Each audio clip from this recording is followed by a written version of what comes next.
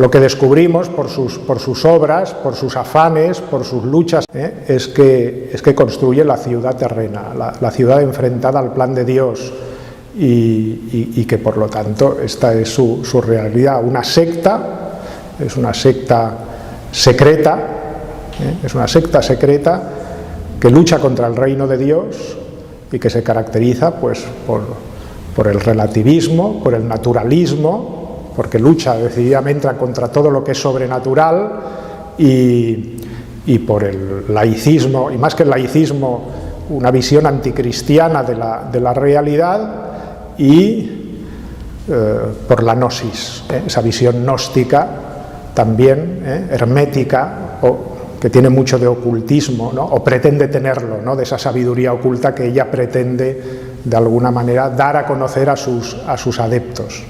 Esto es la masonería.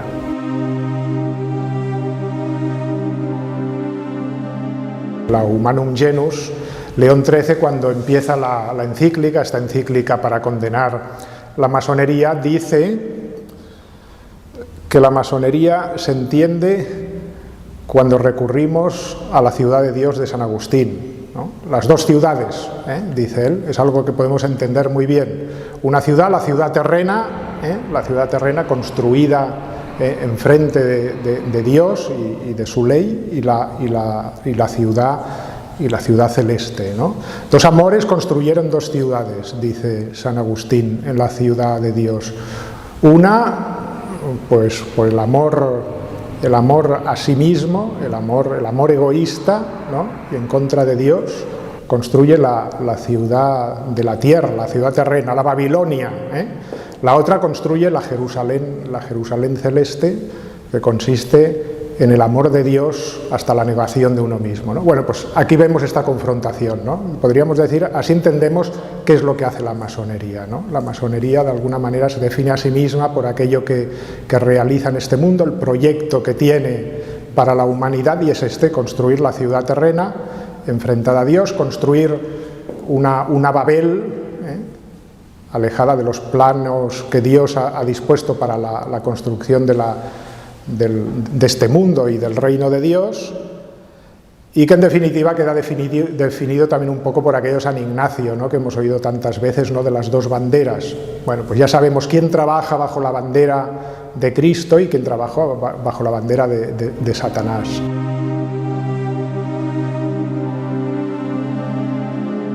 ¿Cuáles son sus fines? Pues los vemos ya, porque de alguna manera se han alcanzado en no pocas ocasiones en nuestra sociedad, ¿no? Están en vías de implantarse totalmente, ¿no? Es decir, cuando vemos en nuestra sociedad cómo ha cobrado con naturalidad el crimen del aborto, ¿no? o la ideología de género, o las parejas homosexuales, entonces te das cuenta que se ha ido introduciendo civilinamente y con una actuación constante, por medio de una influencia constante en los medios de comunicación, en la cultura, por medio de la economía, de la política, todo eso en poco tiempo, ¿no?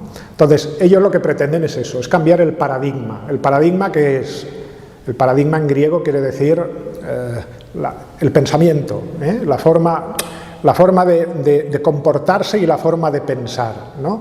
Deshacer todo lo que es la cultura, la influencia cristiana, para introducir ese hombre naturalista, ¿no? Que busca la perfección por sí mismo. Esa es la visión que tienen ellos, y por lo tanto actúan de esta manera, ¿no?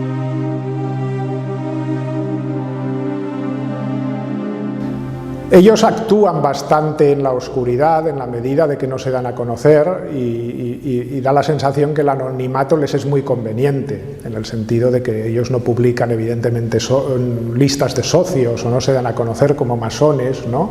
Pero evidentemente también hay entre ellos una camaradería efectiva, por la cual unos se sitúan a otros y van ocupando lugares importantes de la sociedad, para que de esa manera puedan trabajar como ellos han decidido, por obediencia a la secta, ¿no? Puedan trabajar para alcanzar los fines de crear ese nuevo paradigma, esa nueva civilización alejada totalmente del ideal cristiano.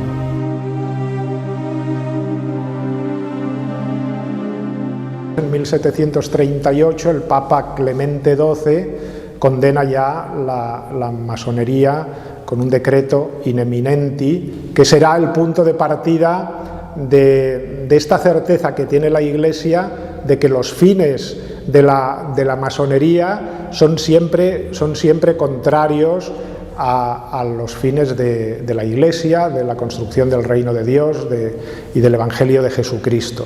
Esto es desde el año 1738. Pocos años después, 1751, Benedicto XIV, en otro documento, el Providas, vuelve a condenarlo. Durante el siglo XVIII se repiten las condenaciones, desde 1821, el Papa Pío VI, de forma muy especial el Papa Gregorio XVI, en la Miraribus, que es un documento muy interesante que se tendría que recuperar y volver a leer. Es el predecesor de otro Papa impresionante al que yo le tengo mucha simpatía y devoción, que es Pío IX, ¿no? Que en la Quanta Cura y después en el Syllabus que condenaba los errores del liberalismo, vuelve de alguna manera a salir al paso de todos estos errores modernos y también al paso de la masonería. Finalmente llegamos a principios del siglo, a finales del siglo XIX, creo que es 1884, cuando León XIII pues crea esa encíclica que es posiblemente el documento más importante de enseñanza pontificia sobre el tema de la masonería, que es la Humanum Genus, que es un documento que deberíamos volver a leer, porque en él está claramente pues manifestado pues toda la oposición que la Iglesia ha de manifestar a que los cristianos se acerquen a una secta tan destructiva, ¿no?, como es la masonería.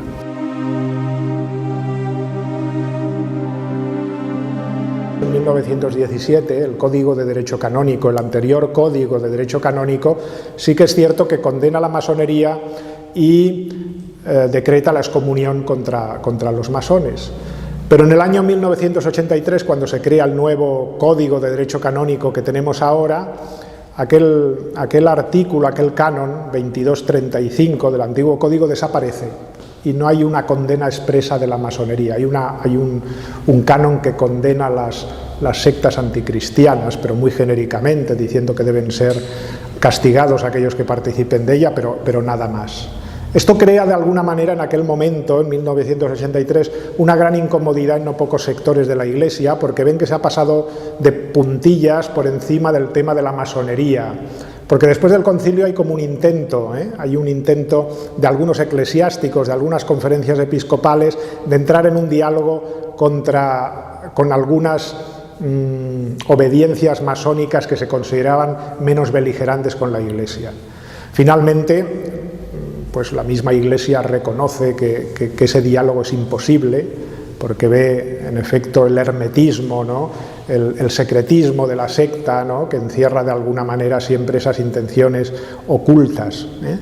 Por eso en el año 83 el cardenal Ratzinger, entonces prefecto para la Sagrada Congregación para la Doctrina de la Fe, querrá subsanar esa ausencia de condena que hay en el último Código de Derecho Canónico, haciendo una declaración en la cual se dice claramente que los miembros de la Iglesia no pueden participar de ninguna manera en las sectas masónicas y que por lo tanto la masonería y la Iglesia se oponen totalmente en sus propósitos y en su visión de la historia.